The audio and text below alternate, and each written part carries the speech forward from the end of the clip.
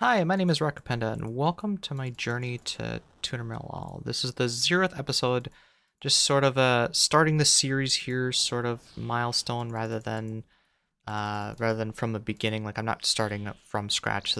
I've been playing this account for about 5 years now, with my eyes set on Tuner Mill for about 3 years, I would say. Pretty much what sparked this whole journey was the idea of completionist content.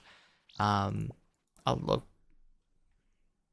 I was going for all pets at the time, and one of the first pets that I was going for was the farming pet. And it took me 67.4 mil experience to get to the farming pet. And let me just double check that because I'm 67.4. Okay, yeah. It took me 67.4 mil experience to get the farming pet. And, at that point, that was my highest level skill because it is so easy to train and get a lot of experience in a short amount of time that I said, you know what, let's push it to 200 mil because why not? At the time, I was pushing for it. I realized that I could pursue it even harder and lock in a place on the front page. And that's where I did as many tree runs, as many bush runs, hashtag Kronos Gang for those that know, and did as much as I could to get on the front page. I ended up finishing on rank 22, which I thought was pretty good. But that sparked the interest to do, hey, maybe I can do the rest of the 200 mils as well. So yeah, so this video will be just to say, hey, this is where I am currently. Maybe a little bit of what my game plan is, short term, long term, and then the first episode will be to cover Hunter because, as you can see, I'm doing Hunter rumors right now, trying to figure this out. So we already talked about farming. Farming, like I said, I did as many tree runs as I could. In addition to towards the end there, trying to just eke out as much experience per day as I could. So insofar as I was buying crystal shields, turning them to acorns, just so I could plant 2 or 3 crystal trees per day in addition to my normal runs. And that cost, 2.25 mil per day cash just buying those things, just to speed it up a little bit. Doing bush runs. I was so down bad for seeds and trees that I was planting willows, pineapples, and even for a while there I was planting strawberries in my allotments, and I was just trying to get as much experience per day as I could. And yeah, anyway, I don't really recommend going that hard now that the front page is completely full. In fact, if you're going for 200 mil all, technically the most efficient way is doing nothing but herb runs and seed runs, or seaweed runs. Tree runs, XP wise, are actually quite a bit of waste of time and effort and everything. That said, I didn't do it for XP at the time. I was just doing it for the front page rank. So technically the XP waste for me doing herb runs now is just in the past, and I was going to have to do these herb runs anyways. The only other 200 mils that I have besides farming right now is HP and range. Those are 0 time skills. You basically get them doing other stuff anyways. That's why whenever you get experience in them, they're 0 EHP. You get them passively. Like, you don't have to go out of your way for them. The amount of stuff that was ranged focused for dealing with bosses, God Wars at one time was all 4 God Wars bosses was ranged, including the 5th one next. It was ranged. Hydra, you ranged. You just ranged everything. That's why it's so far ahead, and that's why it's my first 200 mil combat stat, followed shortly by HP. Again, HP, you get all the combat styles feeding into it. That's why it's so easy to do. So then I guess let's start with the discussion for the rest of the skills. Starting with the melees. So attack and strength are linked at the hip. When you do one, you can't do the other unless it's controlled experience, like with the lance, killing wyverns or something like that. Now, generally speaking, when you're doing PVM, you want to be on strength because it gives you more max hits, and that's more valuable than the minor amount of accuracy you get. So I'm going to be intentionally training attack whenever I can, for Slayer tasks and trying to do as much controlled experience when I can. If I can have an attack option, I'll be doing that. So things like Kurasks, you use this Leaf Blade Battle Axe. I will be doing accurate styles for that. I'll be trying to do a lot of dragon tasks that I can do with melee, just so I can get the controlled experience and try to feed as much into attack as I can. Once attack is taken care of, then your weapons from there on out will be strength. The reason why strength is already so far ahead is that there's a lot of content we did with Fang, the Osmundton's Fang, and that needs to be aggressive. Currently, I don't have a scythe, but the rest of your spec weapons will be on aggressive because you want those max hits as well. So it's just everything, all roads point to strength. And when we get to talking about fishing, barbarian fishing also feeds into strength. So I'm not worried at all about getting strength. That will happen passively eventually. The next of the combat skills is defense, and that's linked at the hip with magic. And the main reason being is that I'm going to be doing as much defensive casting as I can, because I can do burst tasks with those, and those are some of the best Slayer experience rates I can get. So let's sideline prayer right now and let's talk about Slayer. So I have 63 million Slayer. Most of that has come from bossing.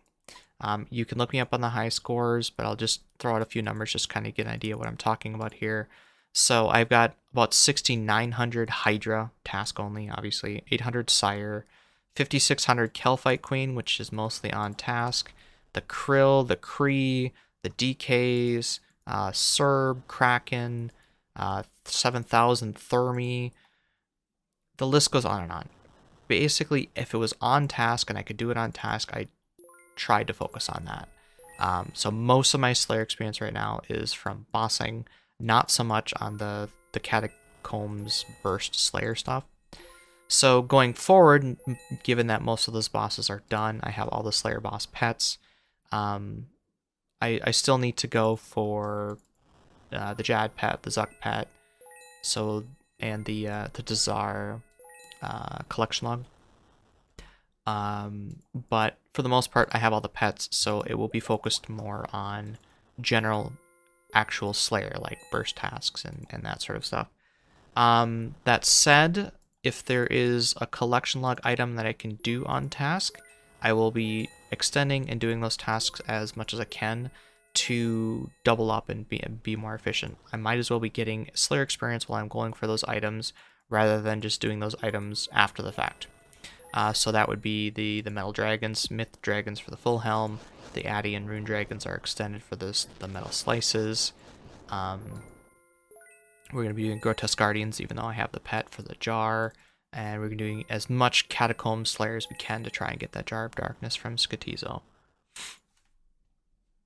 Okay. And then last of the combats is Prayer. I'm doing Rumors right now.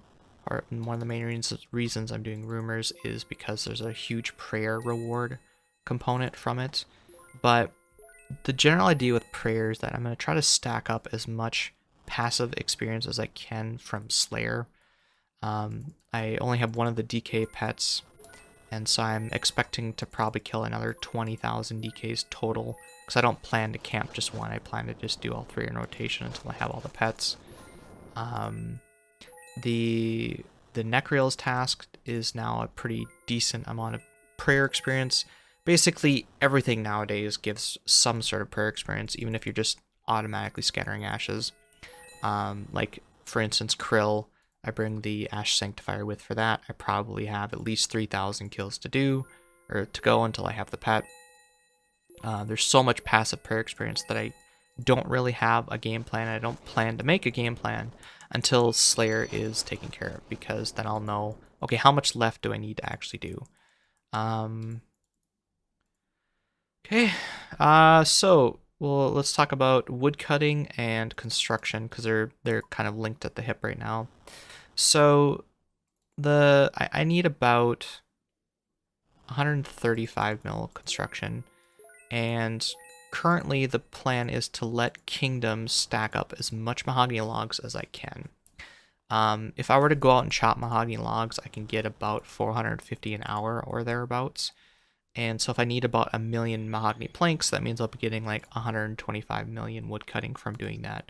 However, there are better wood cutting methods out there than chopping mahogany logs. So by letting Kingdom stack up daily the maximum amount of mahogany logs for me, I'm saving about 30 minutes worth of wood cutting per day, just letting it bank that the mahogany logs per day. I will be getting a bunch of wood cutting from doing the firemaking grind, so that's still on the docket. And then once I get around to doing con, I'll have a better idea of how much extra wood cutting I'll need to do after con is done. Construction itself, the plan is just to do mahoganies the whole way. I have the gold for it, so gold is not the issue. It's just getting the logs, and as far as acquiring the logs, making planks, and using the planks, for me, doing mahogany seems like the best route.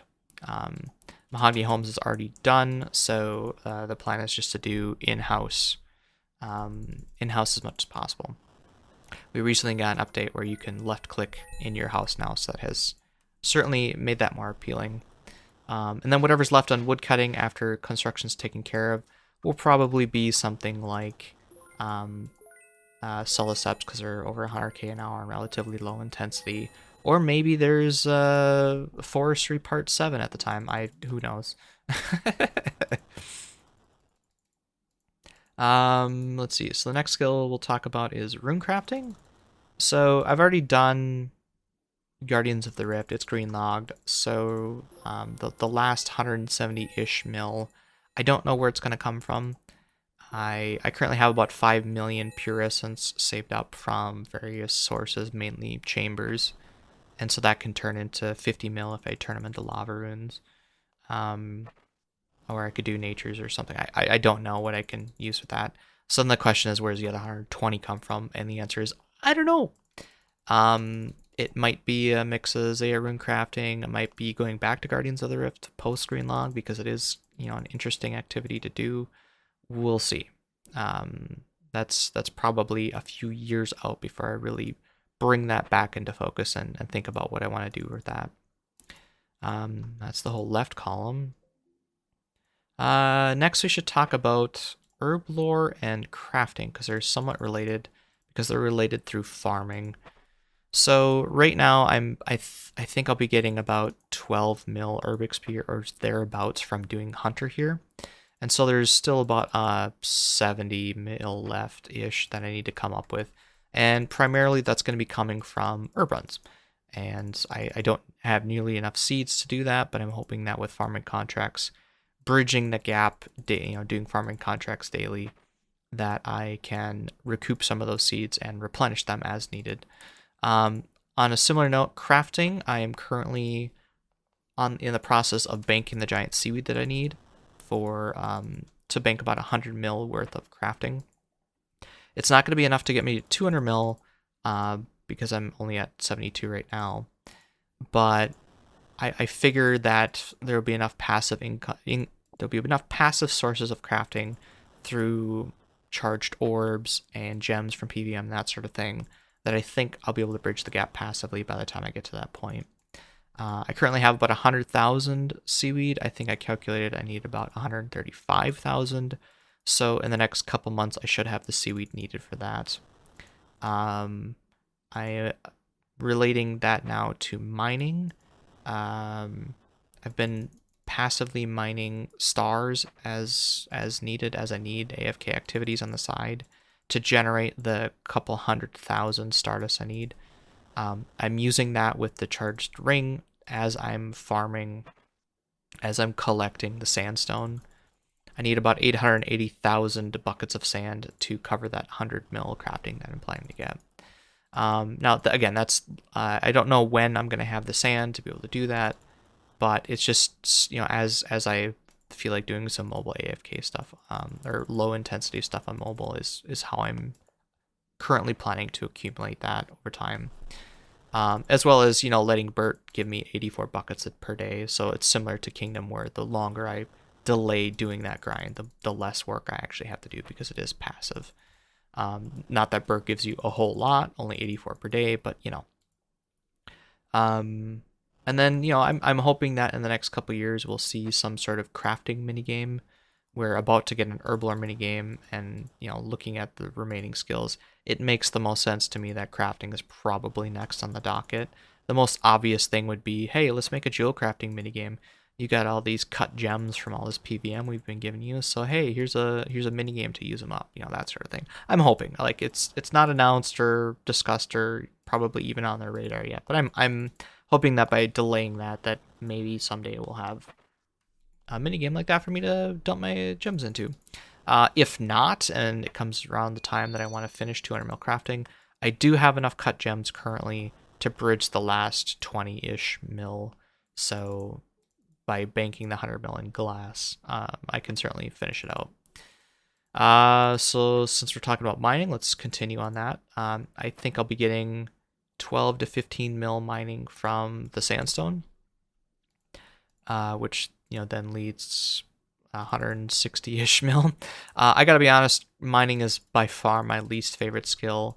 It wasn't the last one I needed for maxing, but it was pretty close. So the plan with mining is I have about 400 hours worth of blast mine, so I think that's 120 something thousand dynamite if it's 300 per hour, if I'm remembering correctly. It's been a long time since I've done blast mine, but that's only about 25 mil ish. And then Motherlode Mine got a rework recently, so that seems appealing. I'll be doing some amethyst on the side.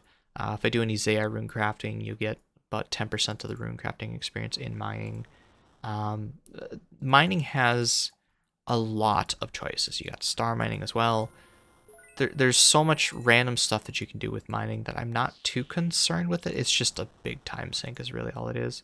I think I'll be trying to prioritize doing blast mine and motherlode mine just so that I can get passive ores along the way, because I have nothing banked for smithing anymore. My bank is at 0 basically. And I really, really, really would like not to have to buy gold if I can help it. So as much ore that I can get from mining and turn that into this, as well as PVM, turn that into that, the better. Fishing and cooking are linked at the hip. I will be getting a bunch of cooking. I'm guessing, I don't know, 15 to 20 mil from doing the Hunter Rumors and Wintertod. So the last 80 mil or so will probably be either from PVM sources or from just straight up catching Karambwan and banking that, because you always need some Karambwans. But that's probably post Slayer that I'll worry about that. Next we'll talk about Firemaking, which is just Wintertod. That's pretty obvious. Wintertod gives you so many resources that it feeds into other stuff like the Hunter Rumors does, that it just makes sense to do early on in the 200 mil all grind. You do end up missing out on some, because if you're doing blast mine, you're missing out on that fire making experience for lighting them every time. Infernal axe, that sort of stuff. But it makes sense to put at the start of the food chain. Agility is currently just stams as I need them. I haven't really figured out what I want to do. That said, Brimhaven got a pretty nice update recently that makes it pretty appealing to get not only staminas as rewards via the amylase crystals, but also turning in agility experience tickets. You don't have to choose anymore if you want experience or rewards. You just get both. And by doing Brimhaven, it would also allow me to do a lot more of the 0-time fletching and 0-time elking, waiting for the next pillar sort of thing. So, yeah, I'm tentatively thinking Brimhaven will probably be a majority of it, and maybe throwing in some Sepulchre as well. Thieving, short term, the plan is just as I need blood shards, because I think it's 1.2 or 1.5 mil experience to hit the blood shard rate from thieving, and that gives you a pair of shards at a time.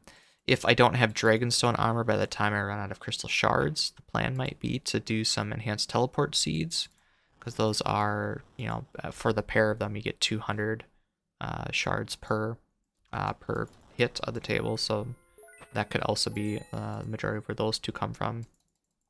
And yeah, I mean, I don't know, just waiting to see if maybe some new minigame or something comes out for that. This is just going to be a passive along the way sort of thing, and not really camping it for any reason. And then I think last of the skills is fletching. I'm currently at 58 mil. I have about 50 mil in maple logs, but I don't really want to do that much bow fletching.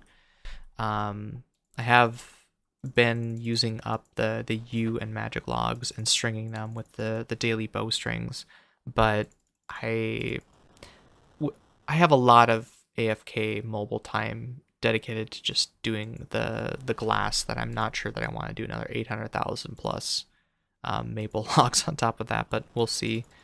All the myth ore that I get from smithing and mining gets turned into darts because that's good 0-time activity. The Addy and Rune get turned into alchables because I need the gold to fund the construction. I do have the money for construction, but then I won't have much money for anything else like runes, which are going to be pretty important for having rune using weapons. Yeah, so then, that's currently where I sit and like my general plan of those skills. Now, as far as like a timeline goes, I'm currently working on rumors. Obviously, that's what I've been doing this whole time. After this is done, the plan is to go into Wintertod. Wintertod will take about half the time. Hunter Rumor is going to take about 3 or 4 months, I would say, which will lead us to the end of summer. And then Wintertod is another 2 months after that. I'm getting about 1.5 mil a day, and Wintertod will be at least double that. So now that's assuming no interruptions. That's assuming no new updates. Things like the Herblore activity and the world boss and Deadman mode and leagues and that sort of stuff. So I'll certainly be taking breaks and doing other content. It's not just going to be camping these skills, but that's like the tentative timeline. I want to finish Hunter and Firemaking this year. If I can start on Slayer after using up all the skill and resources that I get from these two activities, great. But really this year is just I'm dedicating the last 7 months of the year trying to finish these two, because it'll set me up real well for the rest of it. Whew.